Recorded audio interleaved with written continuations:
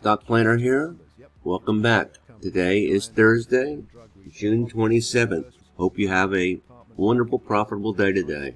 Today I would like to talk about Kroger, a very popular food chain, always well stocked, and it's been beaten down lately. In today's video, we'll analyze the stock. In other words, we'll know what it does. That's what you need to know when you're buying a company. You need to know what the company actually does, how it makes its money. Then we'll do some technical analysis, in other words, looking at the chart, see if we can see anything happening there. And then we'll try to find a trade, an option trade, that we can capitalize on this pullback for Kroger. The Stock Planner channel is an education channel. We are swing traders. We're trying to capture the tops and bottoms or reversals of the market. I'm not a financial advisor. I'm a computer analyst with a degree from Boston College or Boston University. So I really don't know anything more than you do. So don't take advice from anybody on the internet. Do your own due diligence, learn it, and win. Let's get started. With the price of food, our family shops all the supermarkets for their specials. We shop at Food Line. We have a military ID card, so we can shop at the military commissary, where it's meats and vegetables. They're very good over there, but it's a little out of our way. So convenience is very important. Kroger is always clean and well stocked, unlike other stores, particularly Aldi and Walmart, which tends to be emptied, especially on the weekends.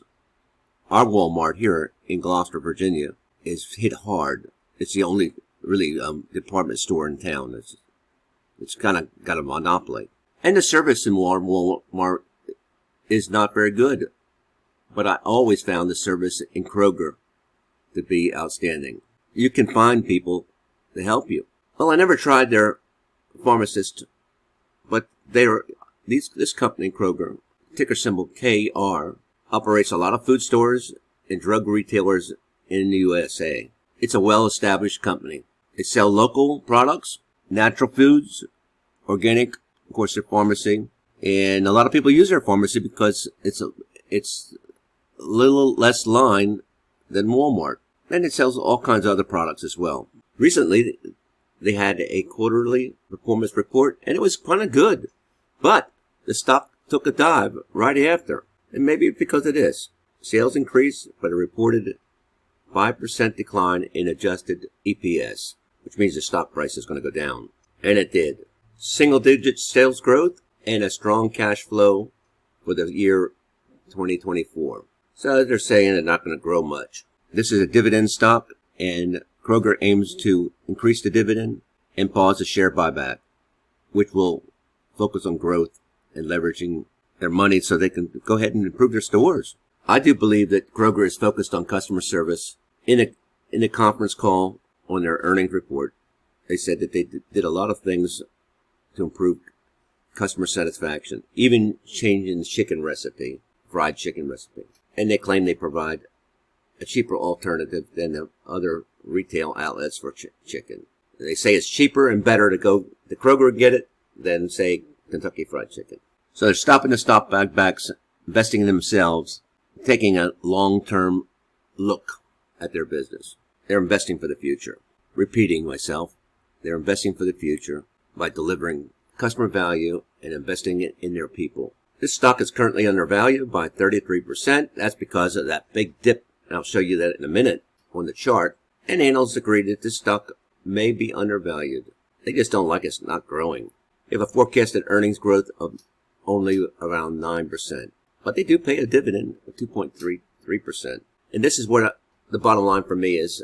I do think that if you're willing to hold your option trade, that's what we're going to do, an option trade, a little bit longer, I believe this could be profitable. If you're looking for a quick short-term move, this is not the stock for you. Well, let's quickly take a look at the chart and then do some fundamental analysis, and we'll come back to some technical analysis.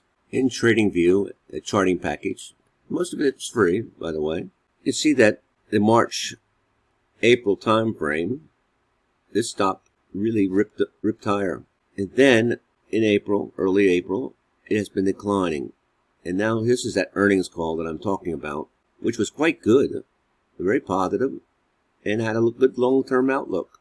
But the investors didn't like it. So let's do a little fundamental analysis, see if this is a good company to invest in. And I'm thinking this is going to flip around. But, when you look at a chart, you can see things that are not there. And I see a flip. By the way, in TradingView, the analysts that are covering this stock have rating this a buy. And they're saying this is going to go up to $57, $58. $58 is in this area here. That's 56, 57, 50, right back where it was in early April. But that's a target for 1 year. 17 analysts cover this stock. And most of them say, hey, look, this is not going any lower. So it's trading at 33% below its estimate of fair value. And that's what the analysts are saying. The target is much higher. This is the forecast for earnings is quite low. And it pays a dividend. And according to Simply Wall Street, it's trading among its peers. But if you look at the Snowflake, it's a fairly healthy company. It's undervalued. It pays dividends, but that future growth is not there. Now, the stock price is at $49 or $50, around $50. But its fair value should be around $74, $75. So, using the discounted cash flow model, and this is money that you're going to have to be reinvested in your company again, the stock should rise as people try to catch on. Kind of flatline on revenue and earnings. Revenue and earnings or profit. Here's the industry, here's the company. It's underperforming the market, both in earnings growth and revenue. And here's a summary of that earnings report by Seeking Alpha. Single-digit sales growth, that's not good, and slight increase in sales. Generally, Seeking Alpha says they're still continuing their buy. This is a strong company. Let's take another look at the chart. So we have to take a look here. And do you think it's going to go up to $57 up in this area here or down? Right now, the zero lag MACD is showing that they're predicting that it's still going to come down a little bit more. The RSI says it's below below the 30, which indicates that a reversal might occur. And we see that the TTM squeeze it's fading to the upside. And as it gets tighter and tighter and tighter, maybe it'll spring loose. I don't know. That's what happened here. It goes up, squeezes itself a little bit, and then pops. TTM squeeze is a momentum indicator. So let's see if we can find an option play where we can make money, especially if it goes up to around $50, $52. And I think that's easy. And there's some sort of support at that level, 52.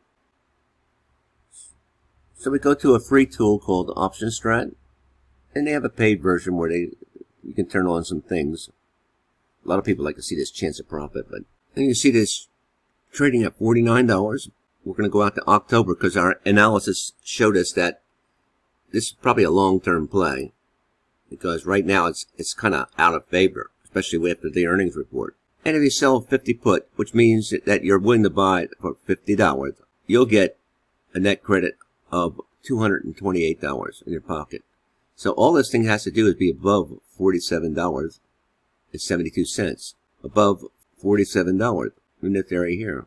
And I believe this will stay above that till October. But here's a problem. You're going to need $1,000 and that's going to use a lot of margin. If you have a small account, that's a lot. And it's a risky trade, and it's going to stay on your books till October, unless things move quickly. You can always sell it earlier. And if it goes up to around 52, you'll make $100. On a $1,000 investment, that's 10%. Let's take a look where we don't have to use so much margin. Let's look for another strategy. So we're going to go to optimize, and we are bullish. We're checking to see that we want to go out to October or December. And here's some of the recommendations. There's that short put, and there's your margin. And let's take a look at a bull put spread, which is again bullish. The risk is a lot less. October, you're only getting $77, but you only have to put up around $300 in margin. And your max loss is going to be around $225. And it has to stay above $47, where we looked at before. This is the playing area, and if it gets to 52, you're going to get a cash out early around $40. Cash out early about $40, and if it gets down here, you're going to lose about $70. If you hold it to October, you'll make the full $77.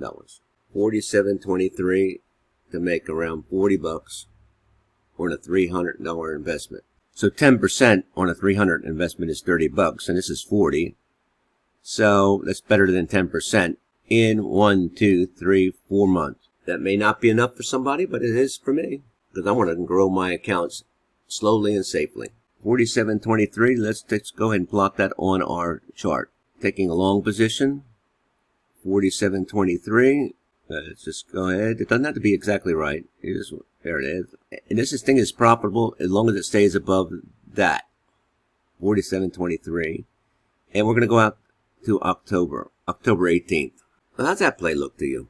For around $300 in risk, you could take up to $77, and we'll get out earlier, or our expected profit is around $40, which is better than 10% on our risk capital. $40 on our risk capital is better than 10%, long as it stays above $47.23. Let me know what you think of this trade. Is it enough for you, or are you looking for more profit? Are you a safety investor? Anyway, I am a swing trader, and I believe this stock is going to swing. I think it's going to reverse. Let me know in the comments below. Happy trading. Remember to do your own due diligence. Learn it for yourself and win. If you learn it, you'll be a lot more relaxed person, and your trading will get better. But you'll still make some mistakes. Happy trading. We'll catch you on the flip. Remember, like and subscribe.